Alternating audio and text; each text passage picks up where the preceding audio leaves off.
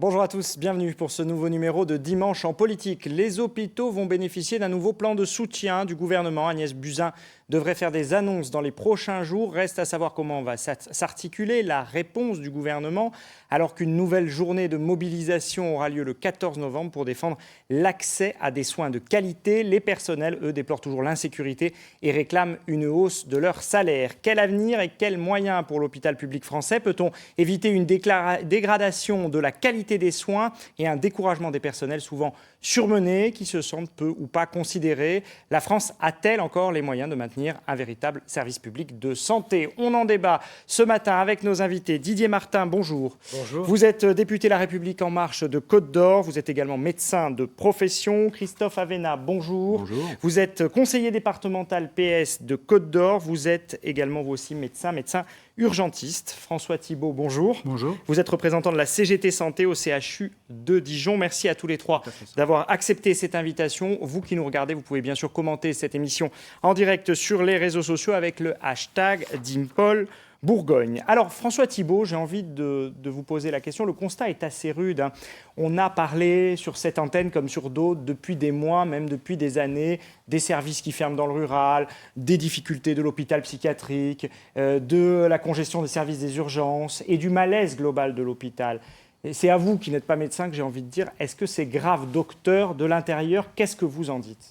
Alors oui, je pense que c'est grave parce que ce qu'on dit sur les urgences depuis quelques mois maintenant, en disant que c'est le reflet de l'intérieur de l'hôpital, on pourrait le dire par exemple de chacun des hôpitaux qui lui-même est le reflet de l'ensemble du système de santé public français, aujourd'hui public et quelquefois aussi en partie privé.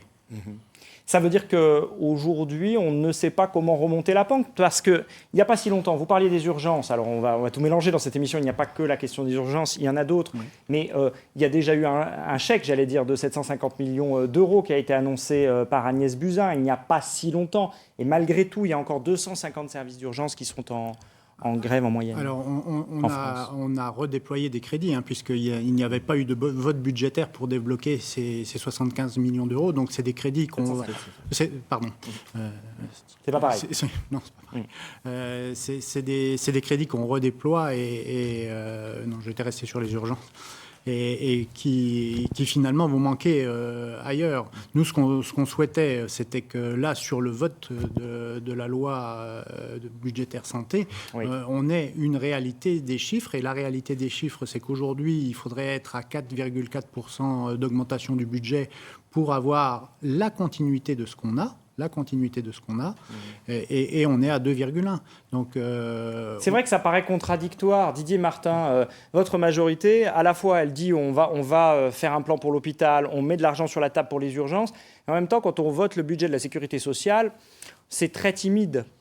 Chaque année, ce budget, ces dépenses de l'ONDAM augmentent certainement de façon insuffisante parce qu'il y a beaucoup de retard qui a été pris. L'hôpital souffre depuis longtemps. Si on remonte un petit peu loin, depuis les 35 heures qui n'ont jamais été complètement compensées. Et ensuite, il y a eu une première loi, la loi de 2009, hôpital, santé, patient, territoire. Santé, territoire, oui, qui a transformé les hôpitaux en entreprises avec un chef d'entreprise, le directeur, et qui demandait sur l'activité une pression intense sur l'activité de soins. Et puis, il y a eu la loi santé de Mme Touraine 2016. Ça ne va toujours pas. 2016, ce n'est pas si loin que cela. Il faut encore y revenir sur la question de l'hôpital. Les choses ne sont pas réglées, sauf que nous avons fait des avancées pour les urgences, des mesures à court terme, et demain, des mesures à long terme, parce qu'il faut restructurer, en fait, l'offre de soins. On ne peut pas traiter l'hôpital tout seul de façon isolée, même si c'est le pilier central de notre système de soins. Notre trésor national, a dit Mme Buzyn, oui, concernant l'hôpital. On ne peut pas traiter que l'hôpital, il faut traiter toute l'offre de soins et l'organisation entre la ville et l'hôpital. Christophe Avena, c'est quoi le problème à l'hôpital aujourd'hui? Alors, c'est l'hôpital qui est malade. Vous l'avez dit, vous avez parlé des 750 millions d'euros qui avaient été mis sur la table. Alors, il faut préciser d'abord que c'est sur 3 ans. Bien sûr. Que ce n'est pas du tout de l'argent qui a été rebudgété. C'est une redistribution de budget qui avait été anticipée. Que disait François Thibault. On a effectivement une enveloppe globale, elle, qui n'augmente pas de façon suffisante. Alors, ce n'est pas toujours facile de comprendre pourquoi 2,1, ça ne suffit pas. La population augmente. la population vieillit, la médecine fait des progrès et il y a une inflation. 2,1, ça veut dire que c'est la continuité d'une fermeture. On va encore fermer des lits. Ça veut dire que quand vous dites la médecine fait des progrès, ça veut dire que la médecine qui fait des progrès, c'est une médecine qui parfois coûte plus cher ? Bien sûr. Le fait de pouvoir faire... Le trésor, je partage le point de vue de la ministre de la Santé qui dit que c'est un trésor national. C'est même plus qu'un trésor.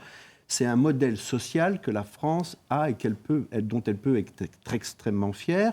Et d'ailleurs, les Français sont, je vous coupe, mais les Français sont très attachés à l'hôpital. Ils ont raison, parce que c'est notre modèle social. Et quand on veut le conserver, vous disiez en préalable, moi je note quand même que la situation est extrêmement grave. Vous l'avez dit en filigrane, mais aujourd'hui, malgré le dévouement sans faille, et vous l'avez bien dit, des personnels qui...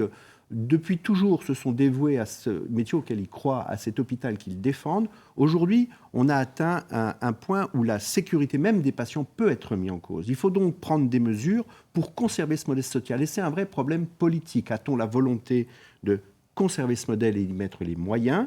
Ou alors, veut-on aller sur un autre modèle ? D'autres modèles existent. Ils ne sont pas les nôtres, mais ils existent. Mais on a l'impression, François Thibault, que les moyens doivent être énormes. Et on a l'impression qu'ils sont exponentiels, qu'il faut à chaque fois rajouter de l'argent dans la machine.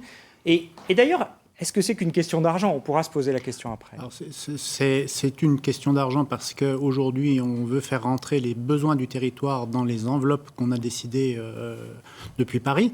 Mais non, pour moi, ce n'est pas forcément une question d'argent, c'est une question d'organisation du territoire. C'est-à-dire qu'on ne mesure pas toujours les conséquences et les coûts cachés d'une fermeture, par exemple, d'une structure de proximité. Aujourd'hui, oui, c'est pas forcément du gain et des économies. Aujourd'hui, aucune étude ne nous démontre qu'une maternité qui ne fait pas beaucoup d'accouchements est une maternité dangereuse. Par contre, fermer cette maternité-là et puis envoyer 40 minutes, 45 minutes par la route des femmes qui vont accoucher dans une maternité de niveau 3, comme Dijon, qui, elle, est déjà surchargée parce qu'elle est la seule maternité régionale de ce niveau-là, ce n'est pas rendre service à la patiente et c'est éventuellement, effectivement, plutôt la mettre en danger. Vous dénonciez, vous notiez il y a quelques minutes, Didier Martin, qu'on voulait un peu, finalement, à une époque, gérer les hôpitaux comme des entreprises. Aujourd'hui, on en est revenu de ça ? Tout à fait. En particulier pour les urgences. On a commencé sur ce sujet des urgences parce qu'il est hautement symbolique. Il y a un engorgement des urgences, le nombre d'admissions. Mais oui, mais en 20 ans, on est passé de 10 millions d'admissions à 21 et quelques millions d'admissions. Évidemment, on ne peut pas faire fonctionner un système de santé, en particulier la nuit, en particulier les week-ends, sur une seule porte. Il faut donc organiser. Comment peut-on organiser ? Alors, il y a le jour, il y a la nuit, on ne va pas tout mélanger.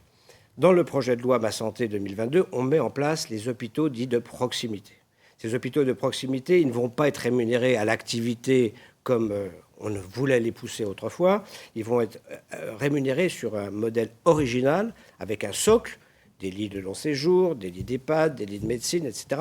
Et puis une activité, je dirais, optionnelle qui dépendra de l'activité avec des spécialistes qui peuvent venir d'un hôpital central, avec des plateaux techniques qui peuvent être modulés. Et donc, il y a un complément de rémunération pour ces hôpitaux de proximité. C'est à travers les contrats professionnels, territoriaux de santé, entre les professionnels privés et publics, qu'on va mettre en place ces structures-là. Ça commence au cabinet des médecins et dans les maisons de santé, dont le nombre est multiplié par 4 ou 5 dans ces maisons de santé, parce que les professionnels se regroupent dans tous les territoires, puis l'hôpital de proximité, avec un hôpital de référence et une régulation très importante, de façon à ce que, avec le 15, avec l'appel aux pompiers parfois aussi, mais avec le 15 principalement, et cette permanence médicale, un numéro unique, que ce soit le jour, que ce soit la nuit, on puisse effectivement avoir accès à des soins d'urgence, mais pas seulement. Parce qu'aujourd'hui, pour avoir un rendez-vous chez un spécialiste et même chez un généraliste, c'est parfois très compliqué. Christophe Avena. Alors moi, j'ai une question qui s'adresse à M. Martin. Les hôpitaux de proximité, j'ai lu avec détail les amendements les concernant. J'ai quelques inquiétudes à ce sujet. Effectivement, le maillage territorial est important. Ma question est, en Bourgogne, par exemple, quels seraient les hôpitaux identifiés comme des hôpitaux de proximité ? Parce que dans leur structuration, ils n'auraient ni obstétrique ni chirurgie. C'est ce qui a été défini dans ces hôpitaux. Alors, en Bourgogne, quels seront les hôpitaux qui vont être identifiés comme tels? C'est une vraie question. Exactement. C'est le travail qui s'ouvre pour l'année 2020, c'est-à-dire que l'ARS, l'autorité de tutelle, va, avec les professionnels de santé, avec les équipements, les infrastructures, définir les missions de ces hôpitaux de proximité. Certains auront un scanner, certains auront un laboratoire de biologie. Il n'y aura effectivement pas de chirurgie générale, mais il peut y avoir des consultations spécialisées, et donc pour la chirurgie programmée, il n'y aura aucun problème. En revanche, en ce qui concerne l'urgence, il faut effectivement une prise en charge sur place, un diagnostic sur place, voire assister avec la télémédecine et l'assistance à distance, de façon à faire le bon diagnostic, prendre la bonne décision. Alors là, c'est pareil, ça va prendre des années d'organiser tout ça. Non, ça ne va pas prendre des années. Moi, je fais confiance aux professionnels. Ça me paraît on a énorme parlé comme de travail. leur courage, on a parlé de leur professionnalisme. Les professionnels de santé, privés et publics dans les territoires, ils connaissent les problèmes. Pour l'instant, vous ne voulez pas dire où seront ces hôpitaux de proximité? Non, parce que moi, vous savez, je suis en contact avec la direction générale de l'hôpital, avec la direction de l'hôpital de la Chartreuse, parce que je suis Dijonnais, avec M. Pribil, et nous l'avons vu encore cette semaine. Ces hôpitaux, que ce soit Montbard, que ce soit Saulieu, que ce soit Gray, que ce soit Mout, etc., Clamecy, ou enfin tous les hôpitaux seront amenés, Tonnerre, etc., seront amenés à faire leurs propositions. Et surtout, le critère nouveau qui sera pris en compte, c'est l'articulation entre la structure hospitalière et la structure de ville. Parce que dans certains cas, il n'y aura hélas que des médecins. Enfin hélas, c'est pas forcément hélas. Ce sera la chance de l'hôpital de proximité d'être maintenu, parce qu'il n'y aura que des médecins de ville pour faire fonctionner l'hôpital de proximité. François Thibault, quel est votre regard sur cette réorganisation finalement du système de santé, du point de départ, c'est-à-dire du médecin de ville ou de la maison de santé, jusqu'à l'hôpital de référence, comme dit Didier Martin? Moi, je suis toujours un petit peu gêné de ce qu'on entend et de ce qu'on relaie. C'est-à-dire que la médecine de ville, aujourd'hui, soit on est dans un territoire urbain comme celui de Dijon, et je ne crois pas qu'il y ait de problème. Il y a quand même des gens qui arrivent aux urgences parce qu'ils n'ont pas eu de rendez-vous chez leur médecin, non? Elle fait son travail. Elle le fait du mieux qu'elle peut et elle répond. Les passages injustifiés aux urgences, moi je voudrais vraiment mettre un bémol là-dessus. On parle, alors au niveau mondial, je crois qu'on est dans des pays équivalents et développés, on est à peu près à 20% de passages injustifiés en moyenne aux urgences. En France, suivant les études et les critères qu'on prend pour définir le passage injustifié, on peut tomber à 13%, voire même bien en dessous si on prend tous les critères, y compris l'avis de l'urgentiste qui reçoit le patient. Il faut prendre des critères qui sont des critères objectifs et des critères subjectifs. L'avis du médecin qui reçoit le patient, s'il voit un patient dans un grand état d'anxiété et qui a besoin de réponse, c'est un passage justifié aux urgences. C'est d'autant plus justifié si derrière on a un bilan sanguin, on a recours à une IRM, à un scanner. Donc c'est plutôt un sentiment. On verra tout à l'heure dans un sondage. Les Français pensent aussi qu'il y a des passages injustifiés aux urgences. Alors, les passages injustifiés aux urgences, c'est vraiment un sujet très intéressant. Je disais tout à l'heure que le problème des urgences, c'était le symptôme d'une maladie bien plus grave. Le problème des urgences, c'est pas le passage injustifié aux urgences. Les médias, on nous explique longuement qu'on culpabilise un peu les gens qui utilisent les urgences de façon inappropriée. La réalité est bien plus terrible que ça. Aller aux urgences, c'est assez simple. Quelqu'un qui vient aux urgences pour rien, si on s'en occupe pas, c'est pas grave, puisqu'il est venu pour rien. Comprenez, médicalement parlant. Il n'avait rien à y faire, il va y rester longtemps. Déjà, pour qu'il y reste plusieurs heures, c'est qu'il n'avait pas forcément... Il a engorgé le service quand même, non. On l'a admis, on a pris son identité, on a demandé sa carte vitale, et il y a l'ambulance parfois qu'il a amené. C'est du gaspillage. Ce qui engorge les services, sur les brancards, c'est les personnes qui ont quelque chose à faire à l'hôpital pour lequel nous n'avons plus de lits. Et aujourd'hui, d'ailleurs... Plus de lits et plus de personnel ? Plus de lits, plus de personnel, plus de moyens, plus de valorisation de ce personnel. Si aujourd'hui le plan urgence a été rejeté de la part des gens qui sont en grève de partout en France, c'est parce que les revendications principales, c'était surtout un moratoire sur la fermeture des lits et une augmentation, une reconnaissance du personnel. Ces deux demandes essentielles n'ont pas été suivies d'effet. Nous avons besoin de lits pour s'occuper, parce que c'est la fierté de l'hôpital de s'occuper de tout le monde, même des personnes âgées, bien au contraire, et d'être bien traitant et bienveillant. Mais à partir du moment où vous avez des personnes qui restent longtemps sur un brancard, c'est tout simplement parce que le nombre de lits, on a fermé un nombre de lits considérable dans ce pays. D'ailleurs, pas qu'aux urgences, on a fermé dans différents services, plus de 4000 en 2018, par exemple. Alors c'est je crois, 100 000 lits sur les 10 dernières années. 100 000 lits en 10 ans. Effectivement, mais vous le dites, pas qu'aux urgences. Mais le problème des urgences, on le dit, c'est le miroir de l'hôpital. Mais le problème des urgences, c'est les lits fermés, pas aux urgences, c'est les lits fermés dans les services. C'est-à-dire qu'une fois, tout à fait, une fois que vous avez stabilisé votre patient et qu'il est prêt à monter dans le service de sa spécialité, là, il faut lui trouver un lit. Quand Mme Buzyn propose, et c'est ça qui est gênant, c'est le côté, vous parlez d'hôpital sous perfusion dans le titre, la perfusion, elle est là pour regonfler, elle n'est pas là pour soigner. C'est-à-dire qu'on fait remonter les constantes. Et vous estimez qu'il n'y a que de la perfusion, on soigne pas pour l'instant, les annonces, elles arrivent un petit peu comme des perfusions. Au compte-goutte, en tous les cas, on les attend. Un peu au compte-goutte, oui. C'est-à-dire qu'il faut effectivement aller s'attaquer à la racine. Et la racine, c'est pas, par exemple, l'infirmier de pratique avancée aux urgences qui va faire des sutures à la place du médecin. Ça sera utile. Qui va faire des sutures à la place du médecin. Parce que... Ça fait des années que les infirmiers se battent pour la reconnaissance du diagnostic infirmier. C'est toujours pas fait. La pratique avancée. Ne changeons pas les choses si rapidement. Le médecin, il aura le temps de la faire, sa suture. Si on le dispense de passer des heures au téléphone dans sa nuit pour chercher des... Vous avez raison. Donc, il Trouver faut du temps médical, c'est important. Donc, il faut pas transférer la compétence et même le cœur du métier du médecin vers des infirmiers, si qualifiés soient-ils. Il faut permettre au médecin d'exercer pleinement son métier à l'intérieur de son service. Donc, il faut effectivement le décharger de cette tâche qui est une tâche administrative. Mais je voudrais juste rajouter que le meilleur des bed managers, il ne vous trouvera pas de lit s'il n'y en a pas. Il n'y en a pas, oui. Même dans un hôtel. C'est compliqué des fois. Didier Martin, on attend les annonces d'Agnès Buzyn dans les jours qui viennent.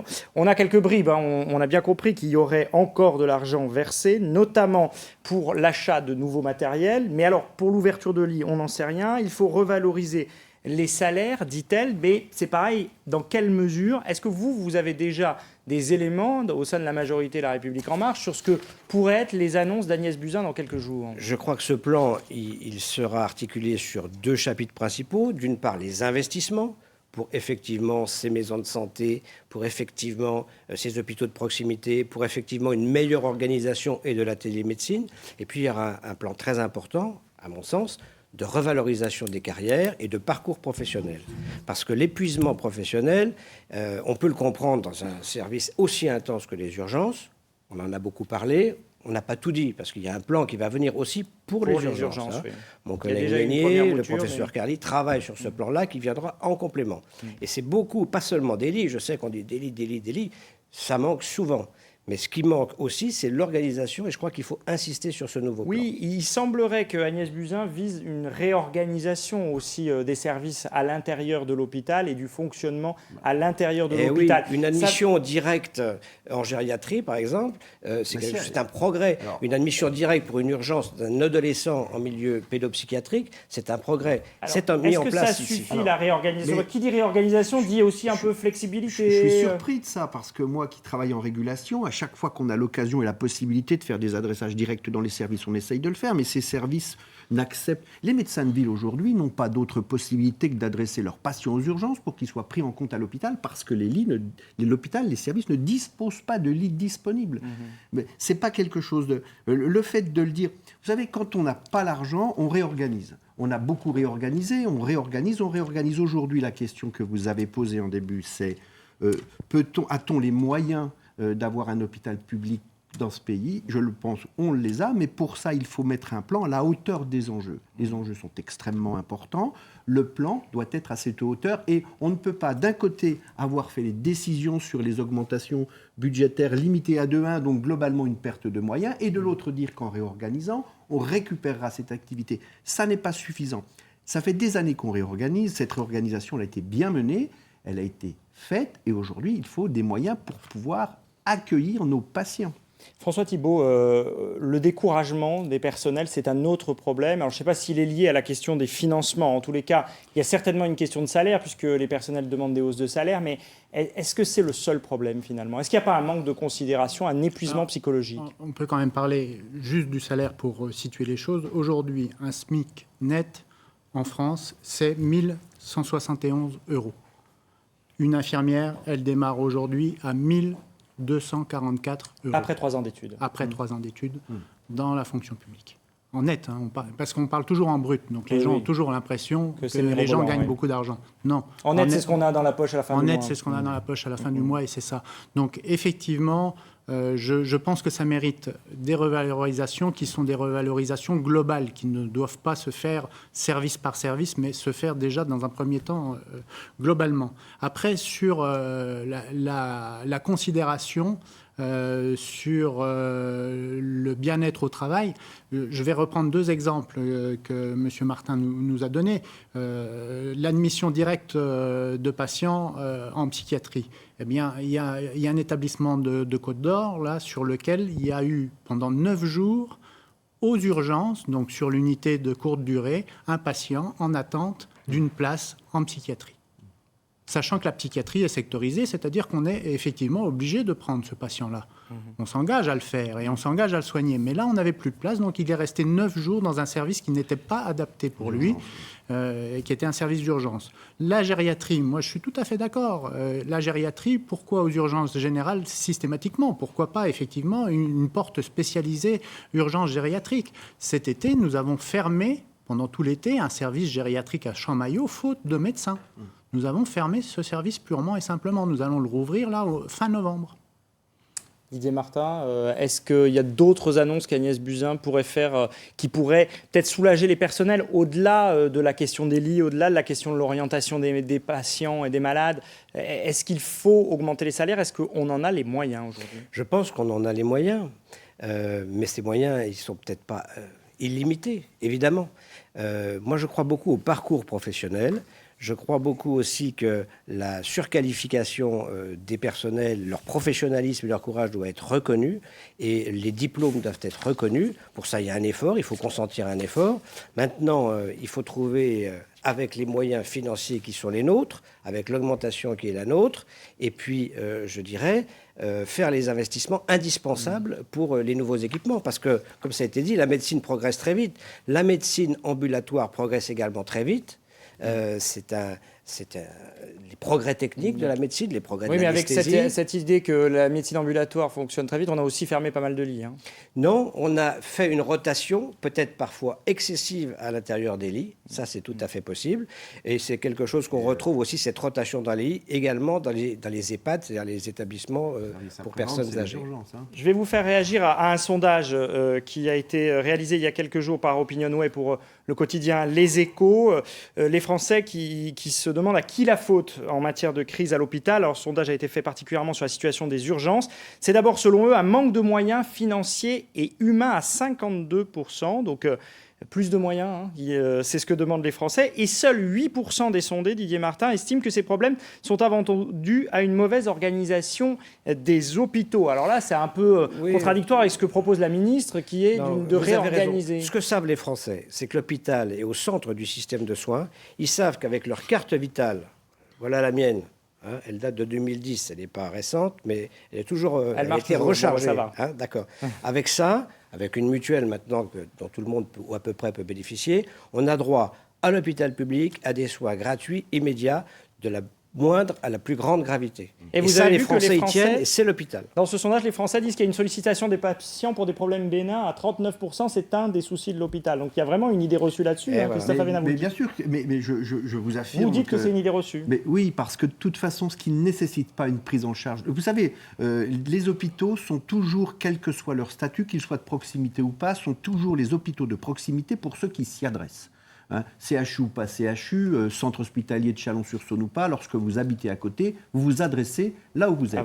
Or, les bassins de population, ils sont à côté des gros hôpitaux. Donc, le fait d'avoir des hôpitaux de proximité va résoudre peut-être un problème sur la répartition territoriale, mais l'engorgement qu'on rencontre et la difficulté en lit qu'on a aujourd'hui, elles finissent toujours par retomber sur les hôpitaux principaux. François Thibault. Les urgences seront financées en grande partie par l'aire géographique et la population. Donc on sort de la logique d'activité, mais bien sur l'aire géographique populationnelle pour répondre à ce besoin de proximité. François Thibault, vous allez être dans la rue dans quelques jours devant les ARS, les agences régionales de santé, c'est jeudi prochain. Qu'est-ce que vous allez demander concrètement à Agnès Buzyn avant qu'elle rende ses conclusions? Parce qu'en fait, on a l'impression qu'elle attend de jauger la mobilisation avant de parler. On va demander déjà qu'on arrête de faire des jeux de passe-passe et de donner d'une main et de reprendre de l'autre. Le Haut Conseil pour le financement de la protection sociale a alerté dès le début de l'année sur les allègements de taxes, de cotisations sociales prévus par le gouvernement qui ne seraient pas compensés. Qui vont conduire donc à un déficit de 3,4 milliards en 2019, 3,6 en 2020 et 5,9 en 2021. Donc on le voit bien, pour donner quelques avantages d'un côté, c'est dans une autre poche qu'on prend, dans la poche de ce qu'on appelle, nous, le salaire différé, puisque M. Martin le disait, quand on est de la plus basse gravité jusqu'à la plus importante, on est soigné en France, et on peut l'être parce qu'on cotise pour ça, parce qu'il y a des cotisations derrière. Donc lorsqu'on fait ce jeu de passe-passe, c'est très compliqué de maintenir les budgets. La CGT, au niveau national, demande la suppression de la taxe sur les salaires qui pèse actuellement sur les hôpitaux, c'est-à-dire qu'on prend aujourd'hui sur le budget de chaque hôpital 20% de taxes. Ça, c'est envisageable ? Qu'on remet dans le budget de l'État. En une seconde. Vous savez, il y a un jeu de vase communicant entre le budget de l'État et le budget de la santé. Oui. Et ce qui compte, c'est aussi que l'État fonctionne bien et que les services soient assurés. C'est 4 milliards, la taxe sur les salaires en France. Vous avez l'impression que vous attendez, vous, la majorité, avec Agnès Buzyn, la mobilisation de jeudi J'ai confiance. D'abord, la mobilisation du 14, elle est importante. Moi, j'espère qu'elle sera massive pour effectivement pousser dans le bon sens. Mais après, je connais Mme Buzyn, je sais le sens, c'est une hospitalière, elle connaît très bien tous ces problèmes-là, et j'espère qu'elle apportera d'autres solutions que ce qui a été avancé jusqu'à maintenant. Merci à tous d'avoir accepté de participer à cette émission ce matin. Merci à vous de nous avoir suivis aujourd'hui. Dans un instant, un point sur l'actualité régionale, puis la partie nationale de Dimanche en politique. Francis Letellier reçoit Aurélien Pradier, député Les Républicains du Lot. Bon dimanche à tous sur France 3.